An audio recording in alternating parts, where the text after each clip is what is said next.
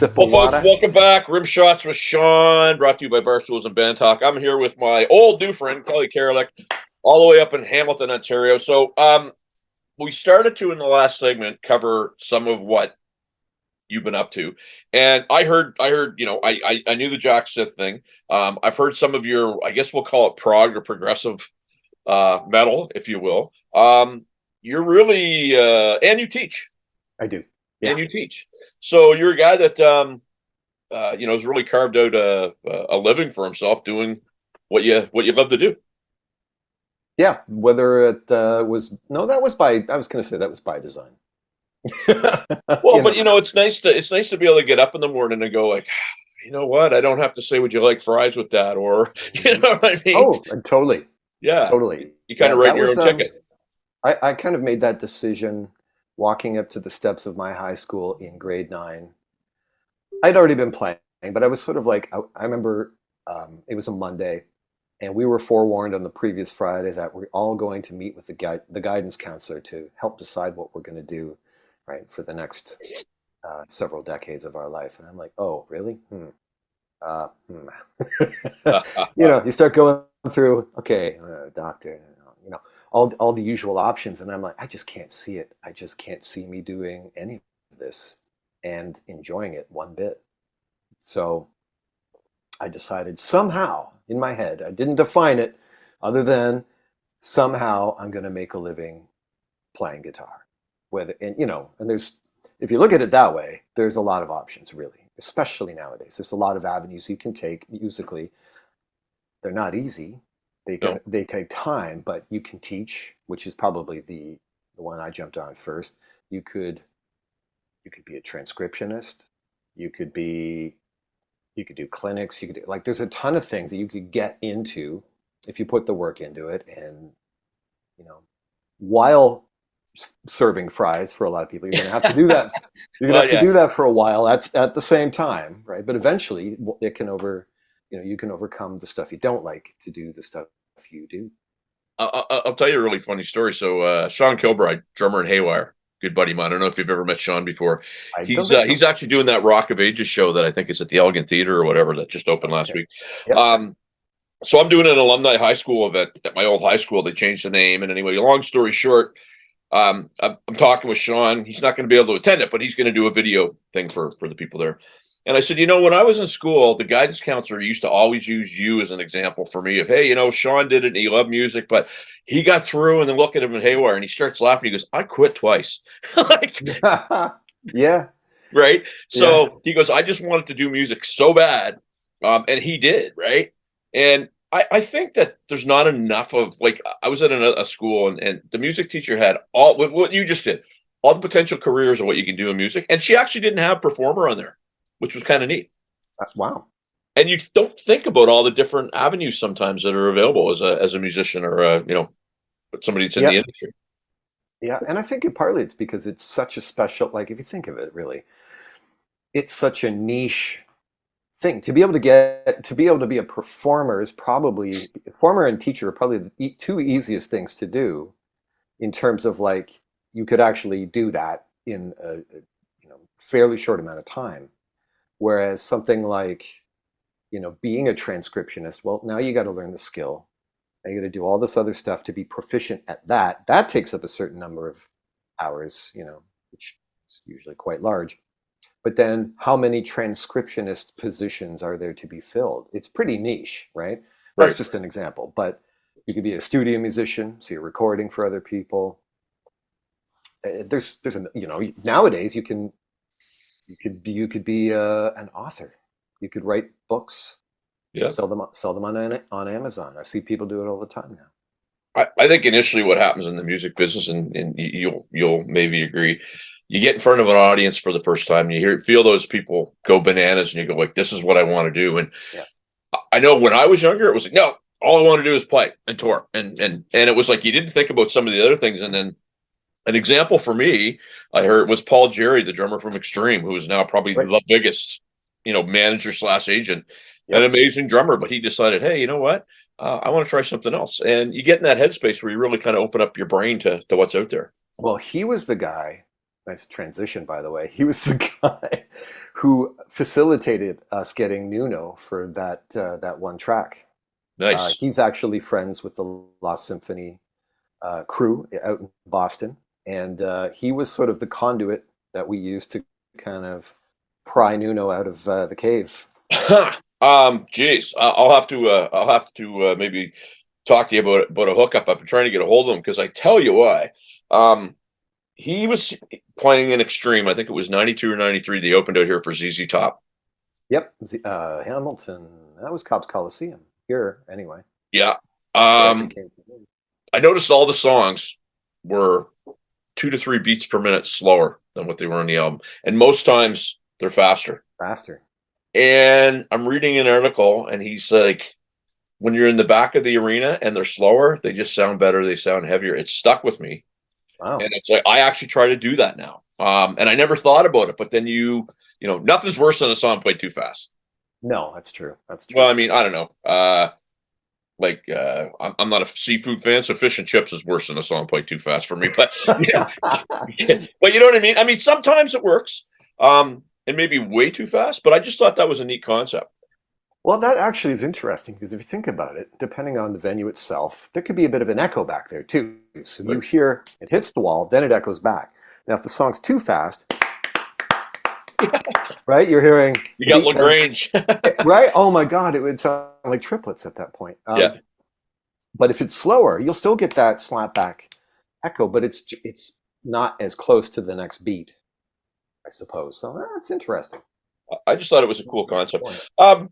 You and I are similar in that because of what you do, you've met an awful lot of interesting people and worked with some interesting people. So like we both had a mutual kind of story about Todd Zuckerman. What is the one thing, and for me, I'll just throw it out there to maybe get your brain going. I find the guys that I grew up idolizing are the most down-to-earth, nice people to deal with, and it's the people in my own backyard that give me the problems. Do you find that sort of same thing too, or is maybe a little bit different for you? And when I say problems, just more difficult to deal with. Interesting. I haven't really had an issue with anyone in particular, whether they're in my circle locally or not. But what I will say is, yeah, some of the people that I have, had contact with in some of these projects that are people that I grew up listening to, they're usually like super friendly and not unassuming, and like I haven't reached out to everybody. I haven't had like direct contact with everyone, but I'll give you an example. I had to reach out one time to Marty Friedman from Megadeth he wasn't Megadeth at the time, but well known for his role in that band. And he actually hooked me up with homework for one track. So we gave this Lost Symphony, we gave him a track and we say, do your thing, but just keep in mind, we also have a guitar player in the band who would like a little bit of real estate. So he's like, okay. So he played over pretty much everything, left gaps, and then he emailed me when he was done. Like, hey, Kelly, nice to work with you.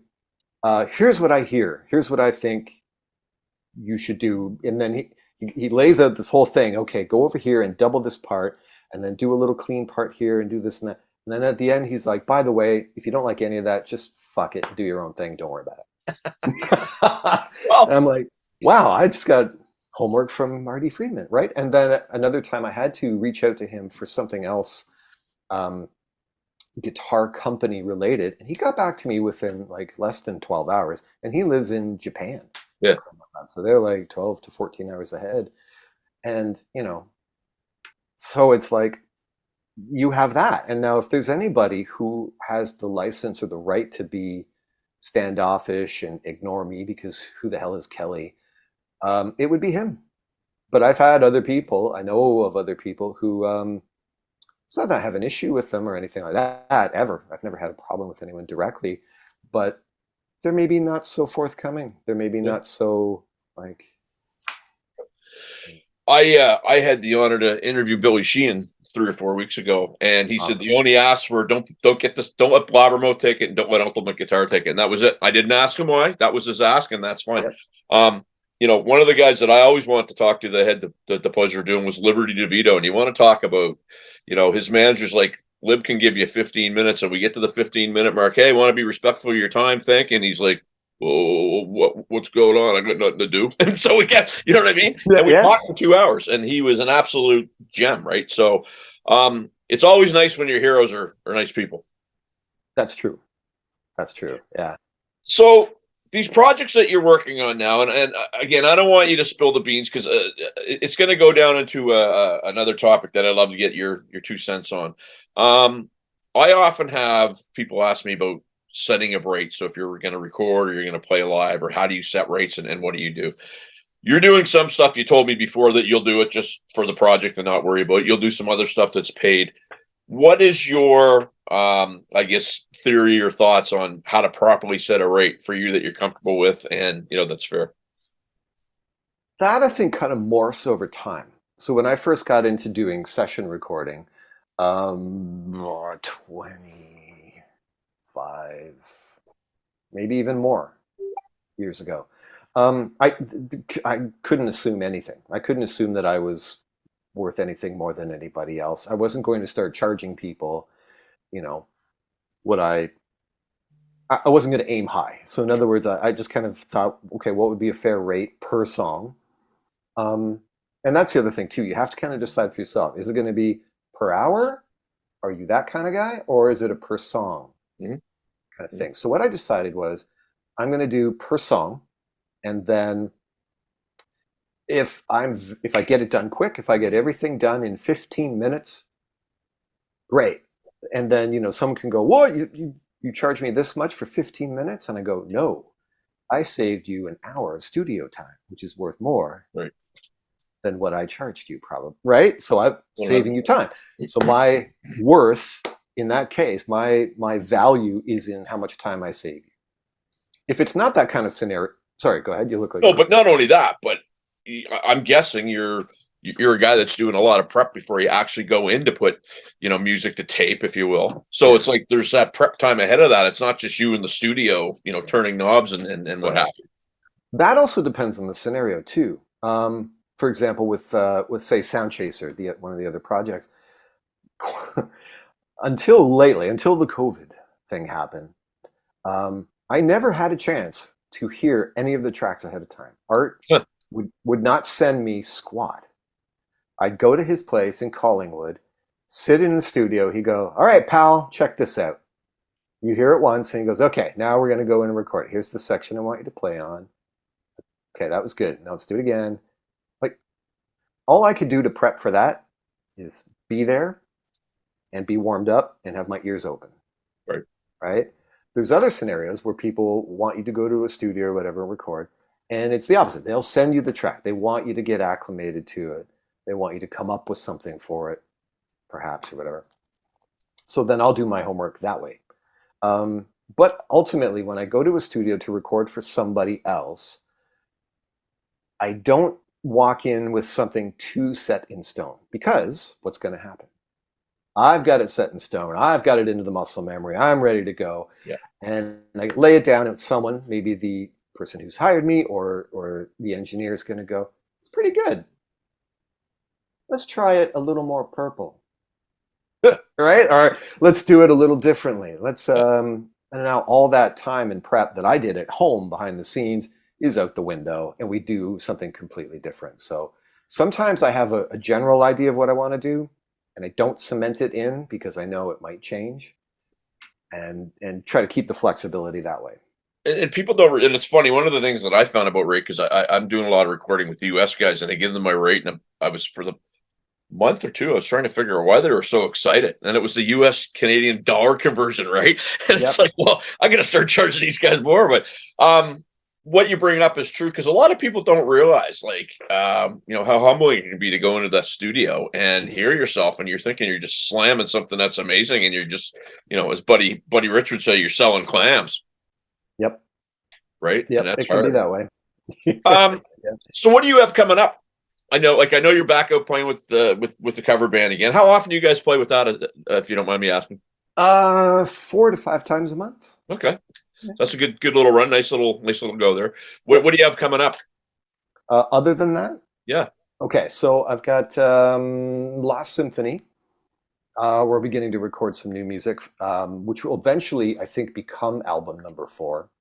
But at this point in time, we're going to focus on like releasing singles, Right.